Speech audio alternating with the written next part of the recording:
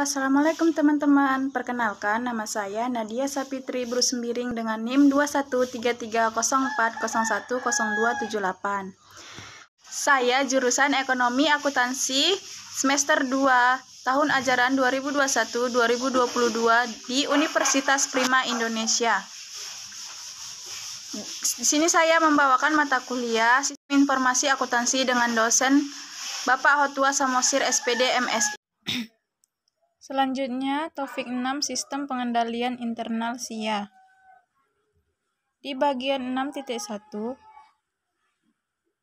ancaman atas sistem informasi akuntansi. 1. Ancaman pertama yang dihadapi perusahaan adalah kehancuran karena bencana alam dan politik seperti kebakaran atau panas yang berlebihan. 2. Banjir, gempa bumi. 3. Badai angin dan perang. Kedua, ancaman kedua bagi perusahaan adalah kesalahan pada software dan tidak berfungsi peralatan seperti 1. Kegagalan hardware. Ketiga, ancaman ketiga bagi perusahaan adalah tindakan yang tidak disengaja seperti kecelakaan yang disebabkan kecerobohan manusia, kesalahan tidak disengaja karena teledor, kehilangan, atau salah meletak, kesalahan logika, sistem yang tidak memenuhi kebutuhan perusahaan, kesalahan atau terdapat kerusakan pada software, kegagalan sistem operasi, kegangguan dan fluktuasi listrik, serta kesalahan pengiriman data yang tidak terdeteksi. Keempat, ancaman keempat yang dihadapi perusahaan adalah tindakan disengaja seperti sabotase, penipuan komputer, dan penggelapan. Selanjutnya 6.2, mengapa ancaman-ancaman SIA meningkat? 1. Meningkatnya jumlah sistem klien atau server memiliki arti bahwa informasi tersedia bagi para pekerja yang tidak baik. Kedua, oleh karena LAN dan sistem klien atau server mendistribusikan data ke banyak pemakai. Mereka lebih sulit dikendalikan daripada sistem komputer utama yang terpusat. Ketiga, WAN memberikan pelanggan dan pemasok akses ke sistem dan data mereka atau satu sama lain yang menimbulkan kekhawatiran dalam hal kerahasiaan. Selanjutnya 6.3, tinjauan menyeluruh konsep-konsep pengendalian. Pengendalian internal adalah rencana, organisasi, dan metode bisnis yang dipergunakan untuk menjaga aset, memberikan informasi yang akurat dan modal, mendorong dan memperbaiki efisiensi jalannya organisasi, serta mendorong kesesuaian dengan kebijakan yang telah ditetapkan. 6.4, klarifikasi pengendalian internal. Prosedur-prosedur pengendalian khusus yang digunakan dalam sistem pengendalian internal dan pengendalian manajemen mungkin dikelompokkan menggunakan 4 kelompok pengendalian internal berikut ini. 1. Pengendalian untuk pencegahan, pengendalian untuk pemeriksaan dan pengendalian korektif. Kedua, mengendali umum dan pengendalian aplikasi. Ketiga, pengendalian administrasi dan pengendalian akuntansi. Keempat, pengendalian input, proses, dan output. 5. Komponen model pengendalian internal KOSO yang saling berhubungan. 1. Lingkungan pengendalian. 2. Aktivitas pengendalian. 3. Penilaian risiko. 4. Informasi dan komunikasi. 4. Pengawasan atau monitoring.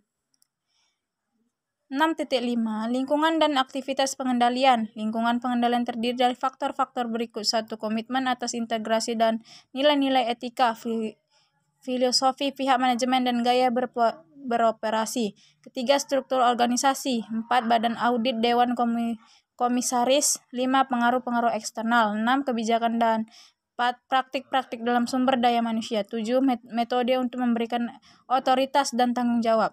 Secara umum, prosedur-prosedur pengendalian termasuk dalam 1 dari 5 kategori berikut. 1. Otoritas transaksi dan kegiatan yang memadai. 2. Pemisahan tugas. 3. Desain dan penggunaan dokumen serta catatan yang memadai. 4. Penjagaan aset dan catatan yang memadai. 5. Pemeriksaan independen atas kinerja. Di bagian 6.6, ringkasan materi sistem pengendalian internal. Sistem pengendalian suatu perencanaan yang meliputi struktur organisasi dan semua metode dan alat-alat yang dikoordinasikan yang digunakan di dalam perusahaan dengan tujuan untuk menjaga keamanan harta milik perusahaan, meriksa ketelitian dan kebenaran data akuntansi, mendorong efisiensi, dan membantu mendorong dipatuhi kebijakan manajemen yang telah ditetapkan. Dari definisi di atas dapat dilihat bahwa tujuan adanya pengendalian 1. Menjaga kekayaan organisasi. 2. Memeriksa ketelitian dan kebenaran data akuntansi.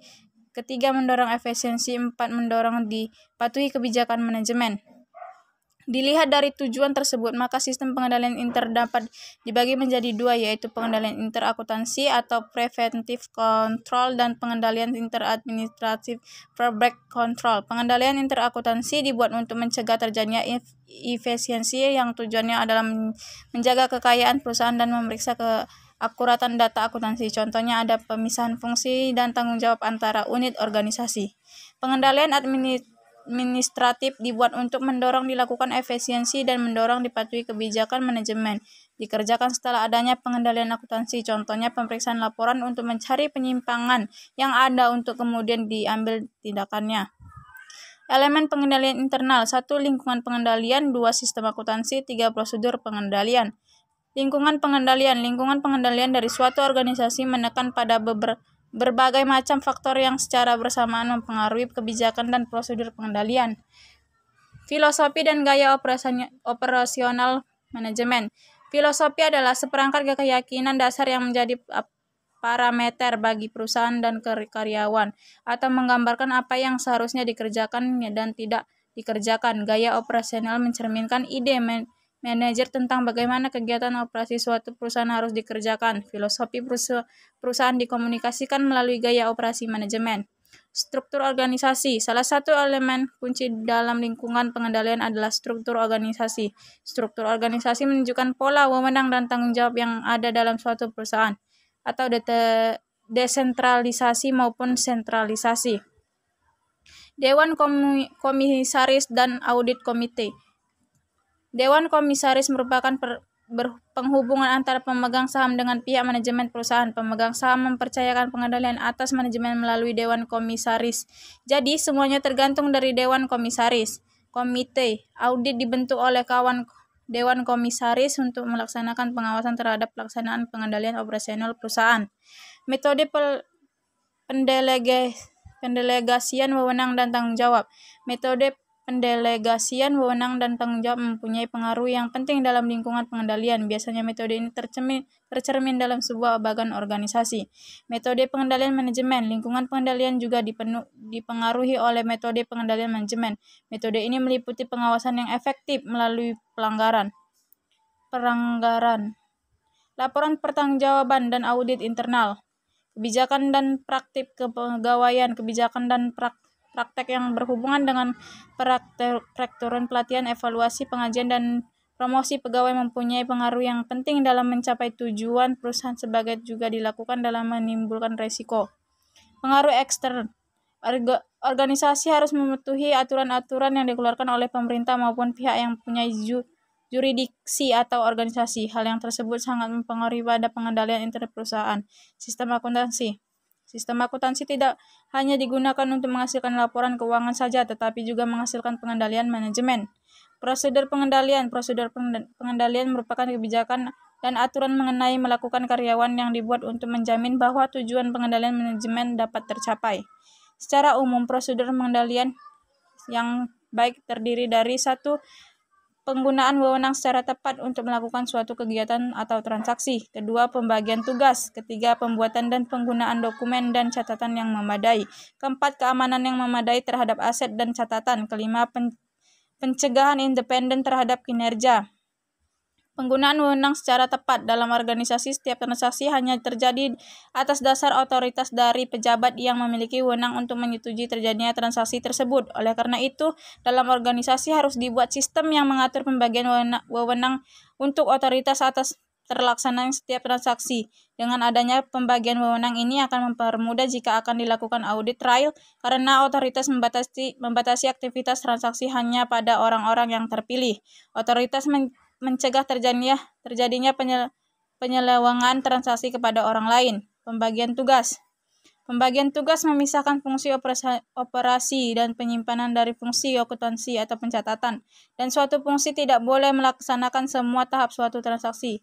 Dengan memisahkan fungsi operasi dan menyimpan dari fungsi pencatatan, catatan akuntansi yang disampaikan dapat mencerminkan transaksi yang sesungguhnya terjadi pada fungsi operasi dan fungsi penyimpanan. Jika semua fungsi disatukan, akan membuka kemungkinan terjadinya pencatatan transaksi yang sebenarnya tidak terjadi. Saya akhiri presentasi dari saya. Assalamualaikum warahmatullahi wabarakatuh. Terima kasih. Dadah.